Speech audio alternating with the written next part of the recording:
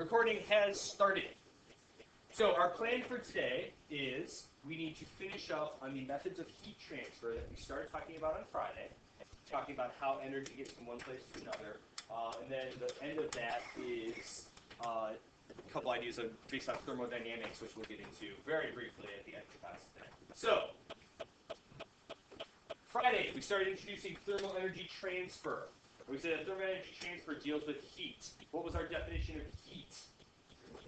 Transfer of thermal energy, and that happens because of what?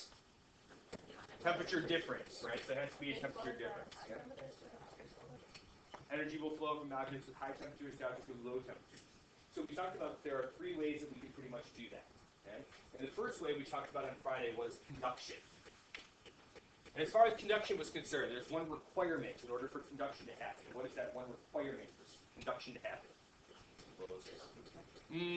That helps, but there has to be contact, right? That conduction will only happen if there's contact between the particles of that substance. Okay? And we used the example in class of passing a note from one side of the class to the other side of the class, right? That it only gets to the other side of the class if the note can get passed from one person to the next person, the next person, the next person. And we said that things that do that well, we refer to as thermal conductors. We said that generally thermal conductors, or generally solids, are good conductors of good conductors of heat and electricity because of the fact that the particles are so close. Anything about what is it?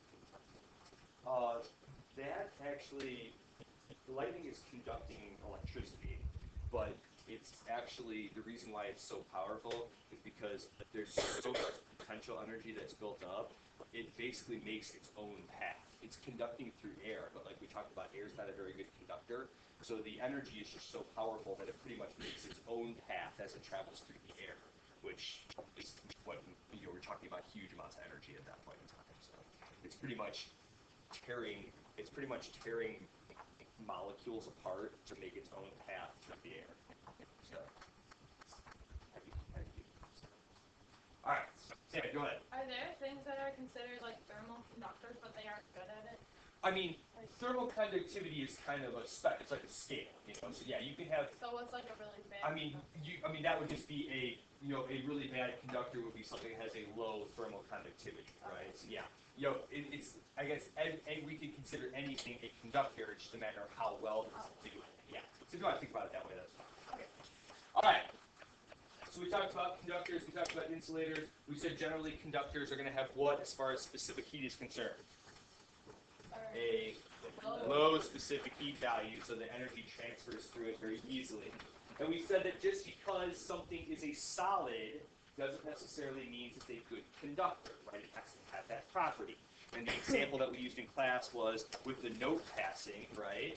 Just because somebody is sitting in the right seat to pass the note from one person to the other person doesn't mean they're going to.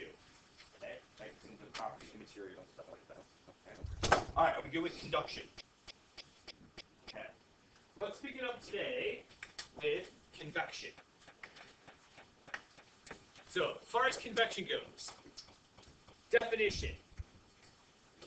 The transfer of thermal energy when particles of a fluid, which could be a liquid or a gas, move from one place to another.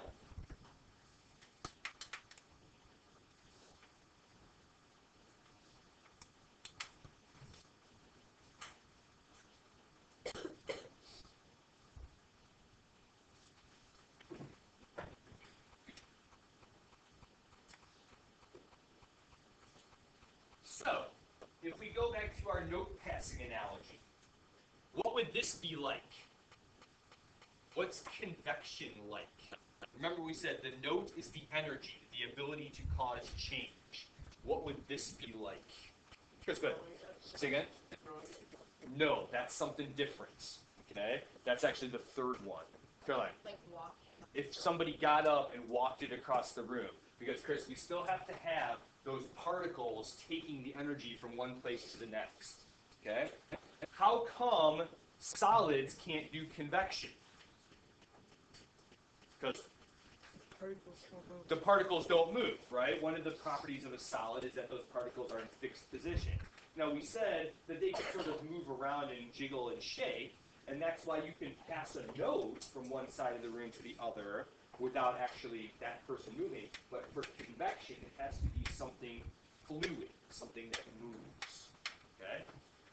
We get at least as far as the definition of convection goes.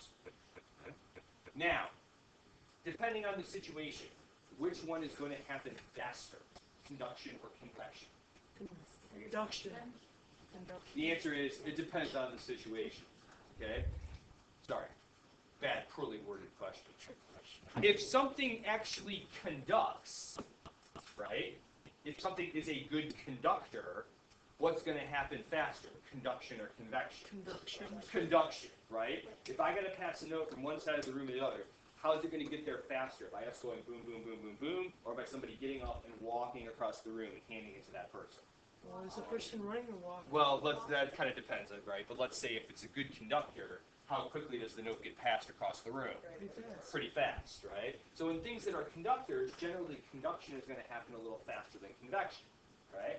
But in things that aren't good conductors, now convection might help us out.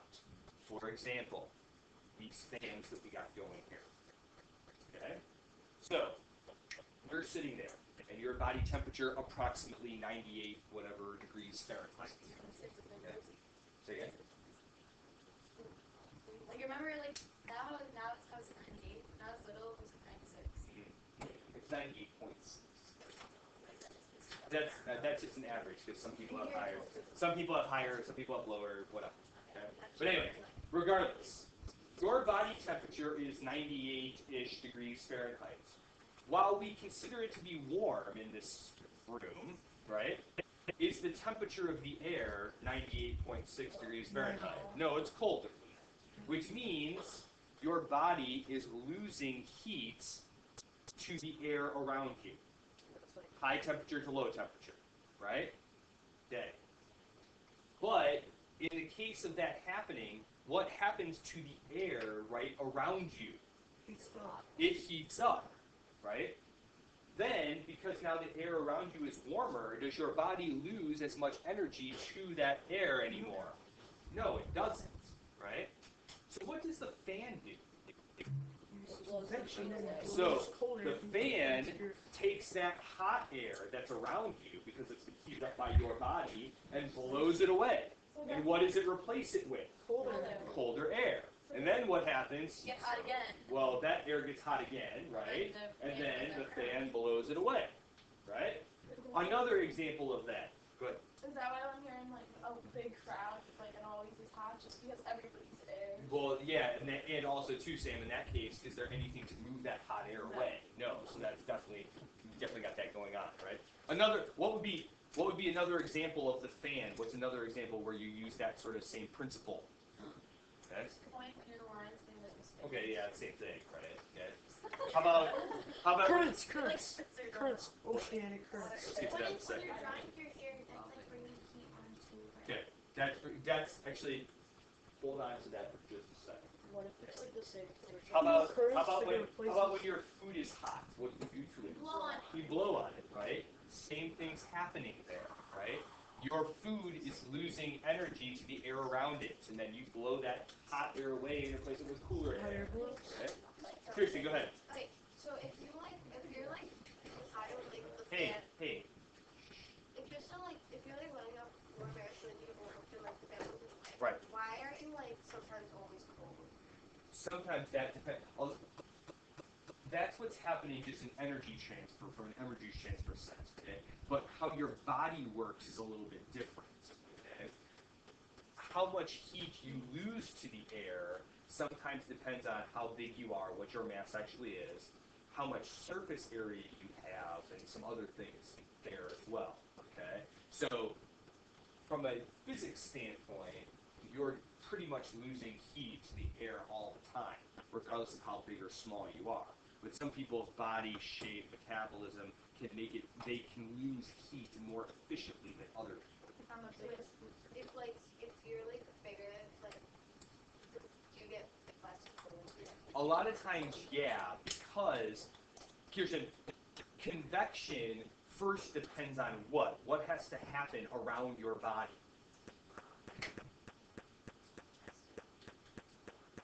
Right.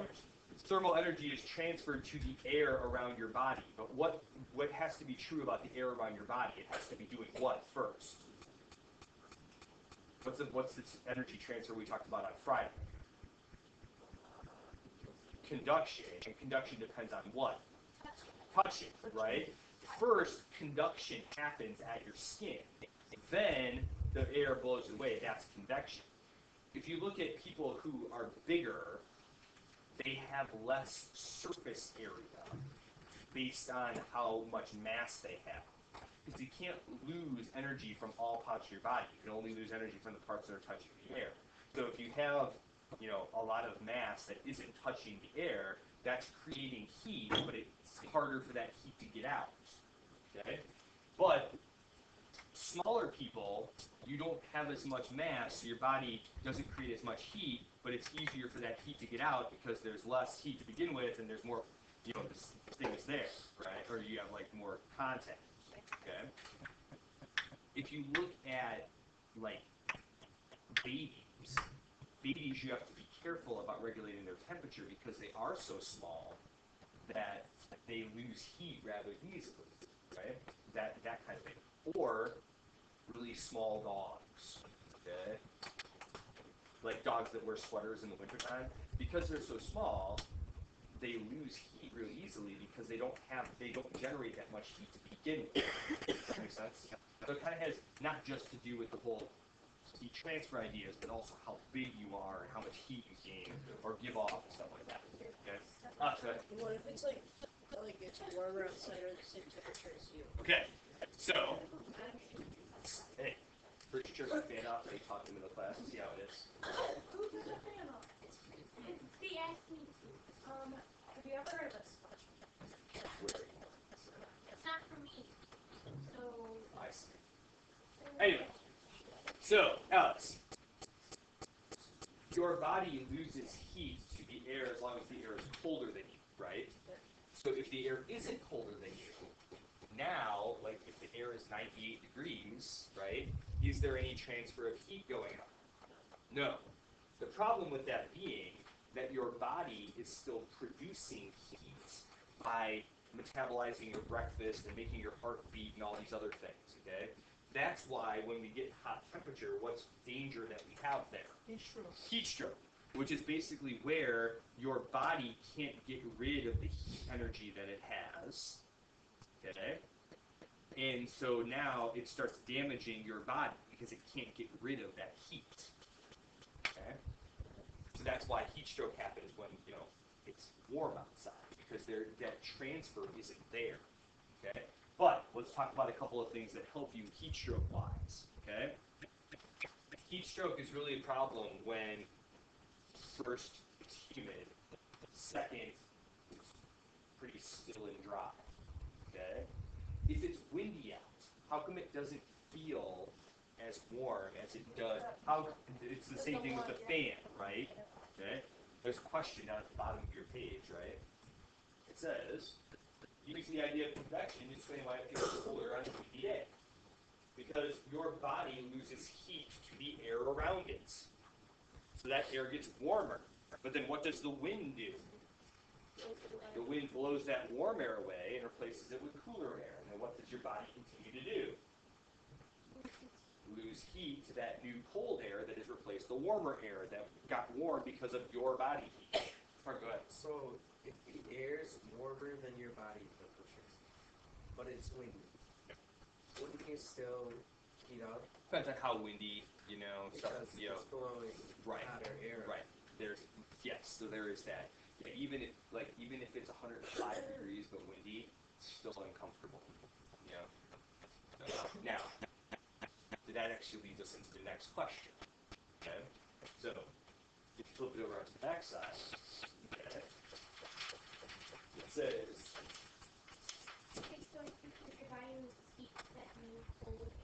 Well, your body loses heat to the air around you, right? If it's colder, right? So that air that's around you gets warmer because of the heat that you lost to it. But on a windy day, right, that air that got warmer, it would make you feel not as cold because there isn't much of a temperature difference.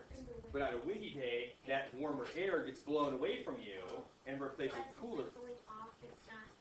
Right, it's not staying around you to keep you warm, it's going away and replacing with cooler air. Okay?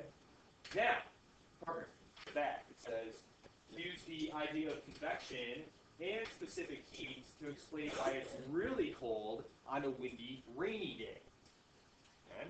So now, if you throw water into this mix, okay, if your skin is wet, now your body isn't just losing heat to the air around you, it's also losing heat to what? The water that's touching you. What did we learn about water's specific heat value in the last chapter, or in the last section?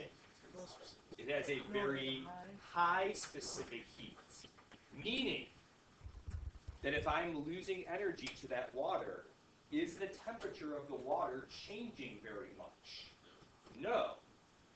Meaning if it's cold water and I lose heat to it, and the water doesn't really heat up at all, what is my body going to continue to do? It's going to continue to lose heat to that water. Eventually, it heats the water up. But now you throw the wind into that whole thing, right? And what does the wind do? It blows that warm water away or causes it to evaporate, right? And when it evaporates, right, what does it need in order to turn from a liquid into a gas? Heat. It needs heat. Where does it get that heat from? Sun. Nope. The atmosphere. Nope. It gets the heat from you. Wait, it evaporates. If on a cold day, right? It's that heat from you. That doesn't help your situation. Unless it's 105 degrees out. Right? When it's 105 degrees out, you do one of two things. Okay? What's the first thing you can do when it's 105 degrees out? Stay inside. Well, you can stay inside. Let's say you don't have. Well, take a shower. I was thinking more go swimming. Okay? So you go swimming, right? So now that's the next part. If you go swimming, right? Now you're losing energy to that water. Does the water in the swimming pool get to be 105 degrees? Generally not. So right out there long enough, maybe it could. Okay? But what's the second thing you do on a hot day without even trying to? You sweat. Okay? Because, Parker, that sweat, right, it takes a lot of energy to get rid of that sweat, right? So that means, where is that water getting rid of, it's the intention of your body is to make that sweat evaporate, okay? In order to evaporate, what does it need? Heat from your body. Heat from your body. So that you're losing energy out of that body into the water on your skin. Does that make sense? Okay? Now, on a windy day, when it's hot out, even if the temperature is 105 degrees, if your sweat is evaporating, are you losing energy to that? Yeah. You are. Even though the air temperature is technically warmer, you're losing that. Now, is it enough to keep you cool? Maybe not. But, you know, you could still lose some energy in that case because it's not just the temperature difference, there's some other things going on there. Okay? Isn't the sweat only your body temperature though? Actually, when it leaves your body temperature, it actually cools down. Okay, so that's part of it. Yeah. But also, too, right? If it's trying to evaporate, it's gaining energy. It has a lot of. That is a problem too, and that's why. The next thing that's what's really dangerous is if it's real muggy out, right? When there's a lot of moisture already in the air, does your body lose energy to the sweat you've created? No. Because what's already all around you? If it's all muggy out, there's already water all around you, right? So your body sweats to try and get that sweat to evaporate, but it can't because it can't evaporate. There's already water already there, and that's where we get into some problems with heat stroke and things like that. Okay? Awesome, go ahead. So like when you're in like a hot tub, Mhm. like why does the hot tub get cold? Like it's like out. It does, but what is the specific heat of water? What do you know about the specific heat of water? It's really hot, okay? So even though your the water is losing energy to you, right? The temperature of that water isn't changing all that much because it takes a lot of energy loss to get the temperature of the water to go down. That's why you're not supposed to stay in the hot tub for more than like 10 minutes because that entire time, energy is flowing into you. Okay? What happens when you do stay in? Yeah, you can basically cook yourself. What? Yeah, why do you get like, Because your body now is working hard to try and cool itself down. Because you've made it hot. So your body is working hard. I stay in the tub. What if you stay in like really, really long? If you stay in really, really long, you, in theory, could cook yourself. No, not like that cook. But your body, like, depending on the temperature that you set the hot tub at. When you no, well, kind of, but okay. Like your body. Okay, if you guys get a fever of 104, 105, okay, that's dangerous for your body in there because your body basically starts cooking itself. Things don't work right because they're too hot. Why do you stand in blankets and stuff and not go? That's the problem with having a really high fever is that you sometimes feel cold, but you know it's your body's response to a couple of things. But anyway, the end result being your body stops working properly because it's too warm. It has too much energy. So yeah, that's one way you get somebody's fever to come down is you stick them in water that's colder than that because now it's losing energy. Okay? But in a hot tub, right, you can't lose that energy to the water because the water is already higher temperature than you. So if you stay in there long enough, you've basically given yourself 105 fever. So, actually, they have to. And then they got in a hot tub. So this is what your body does. Your body, in an attempt to cool itself down, it sends all the blood like to your skin. That's why when you get warm, you get flush, you get all red, because it's sending blood like out to your skin, because that's where it loses energy. Okay? So when you're in the hot tub, that's what your body does. It sends all the blood like out to like your fingers and you get all red. Okay? But when you're cold, your body takes the blood away from your fingers and your arms and your legs and brings it to the stuff that needs it. Okay? That's why when it's cold outside, your fingers are real pale and blue because they don't have any blood. Less. Okay? So, but that all takes your heart. That takes your heart work to do it. Okay? So your heart is pumping blood because it's like making the blood all go out to your skin. And then you jump in a pool, and all of a sudden it goes, whoa! I got to get all this blood back, and so it makes your body work hard. So that causes your heart to pump. So if your heart is unhealthy, it hurts you that much. Yeah, pretty much. You basically overwork your heart just by changing the temperature. Your body is pretty slick about how it regulates temperature. So, but if you can't stress it too much. All right. Why does it when you're like walking on the snow or something like, and then you go into like a hot tub or a pool or something, your feet like tingle? Yeah, they hurt. Yeah, it like hurts. Why does it hurt? Yeah, I don't know about that. I something with I nerves. mean, it's probably something to do with like your nerves. Your nerves basically shut down because they're like too cold, and then they like start going again. It's like Yeah, it's just like is it Brain in your body. technically, I would say more of this keeps your body warm, like your heart beating, No, like your 40% lungs breathing, of your stuff body like is that. lost through your head. Right, because it sends a lot of blood to your head. That's why. Say I'm at my doctor's. I'm sure my face would turn like super bright red. Why is that? Because your body is stressed at that point. Okay? Your body is like, okay, this is a stressful situation. So your heart starts beating, and it like, it gets your blood moving because your body is preparing to deal with that stress somehow. You're either going to run up to Ryan Gosling and kiss him, or you're going to run away because his cuteness is so much. too much to him? But if your body gets too worked up, then you faint and you look like Then I fainted because Ryan. Anyway, hey, we're not done yet. So the last thing on convection is a convection current. I'm sure you all heard of the idea that hot air rises and cool air sinks, but that's not really the case.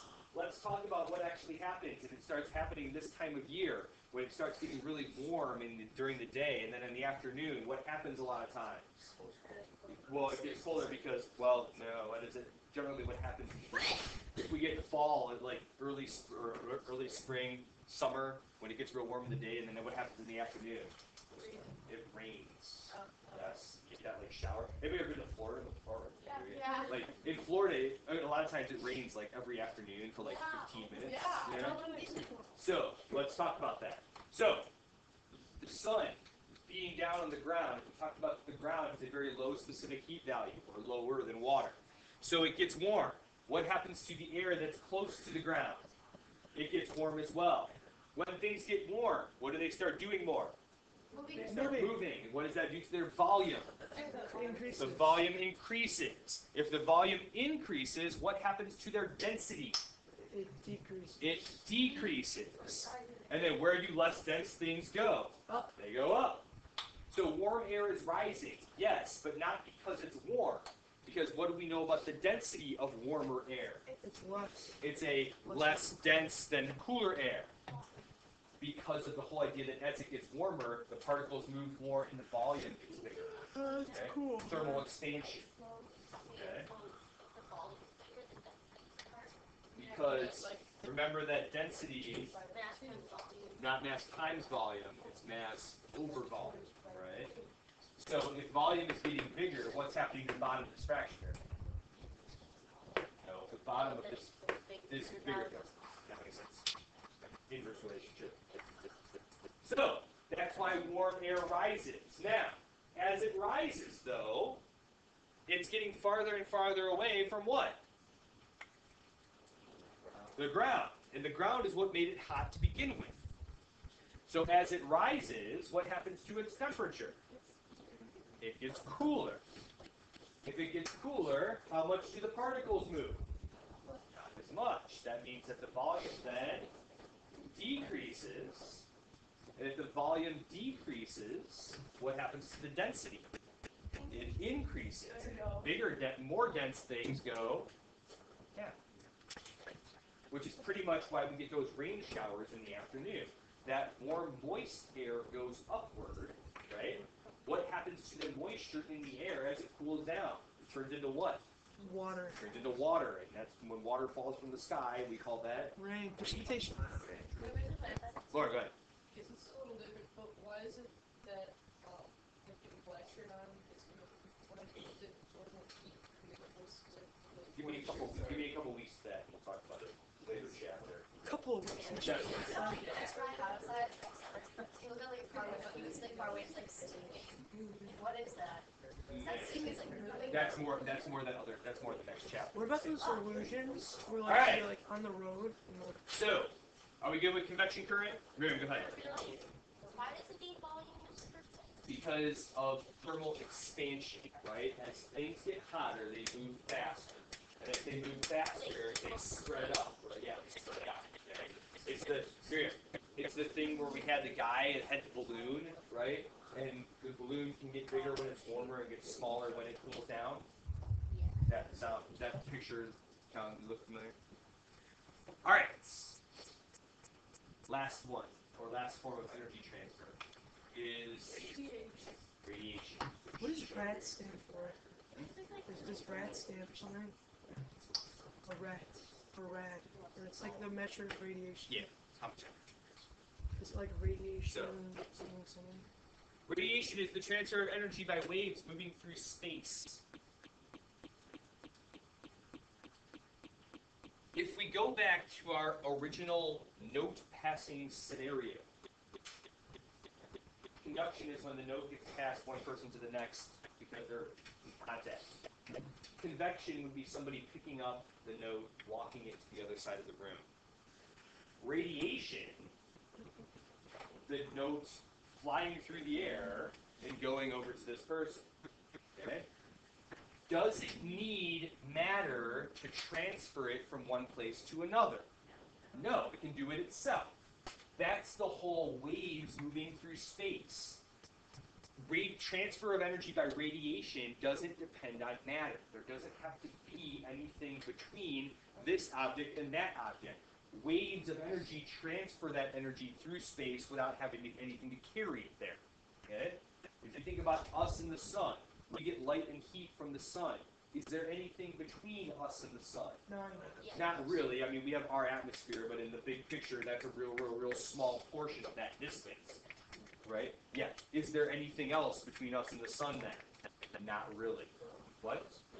Mars What's on the other side? Doesn't it like take like 4 years for light and Venus and Mercury, yeah. So there's two rocks in this 93 million miles of space. So, Well, there are Oh, depends on that. asteroids. true. Is it like Alpha Centauri, the light that we saw today, is actually made 4 years ago? Yes. So, with radiation, hey, come on, go, finish this up. Let's go. So, with radiation, okay, energy can transfer from one place to another without actually having anything to take it there. All things will radiate energy outward from them, right? It's a matter, the temperature will determine how much radiation it gives off. Why does the sun give off a lot of radiation? Well, how hot is the sun? It's got a lot of energy to give off. Okay? You're radiating energy as well. Same if we talk about standing in a group of people, right? Yes, there's that conduction, but you're also giving off energy in the form of waves. They're not real strong like the sun's waves, but there are some there. All right. Sunblock. Is Wi-Fi radiation? Technically, yeah, just not in the form of heat. So any kind of radio wave or like microwave or X-rays, those are all radiation. They're giving off energy, just not in the form of heat in other forms. It's kind of the same thing. But yeah. All right, we good there? There are 2 slides at the end of this presentation that we are not going to get to. But you need to know them in order to do your quiz for tonight. So check it out. Okay. Yes, thank you. All right, so. All right, for tonight, first, take-home quiz. Second, first, finish up the last 2 slides on the outline. Second, take-home quiz. Third, there's a section from your book that relates to these types of energy transfer. And a couple of questions. You might be able to find those answers to those slide things there. Okay. And tomorrow in class, bring me questions. Bring me questions as far as studying for test goes. Let's go with the new layout. It used to be like 1, 2, 3, 4, but now it's 1, 2, 3, 4. Oh, sometimes when the answers are long, I'll put it like that.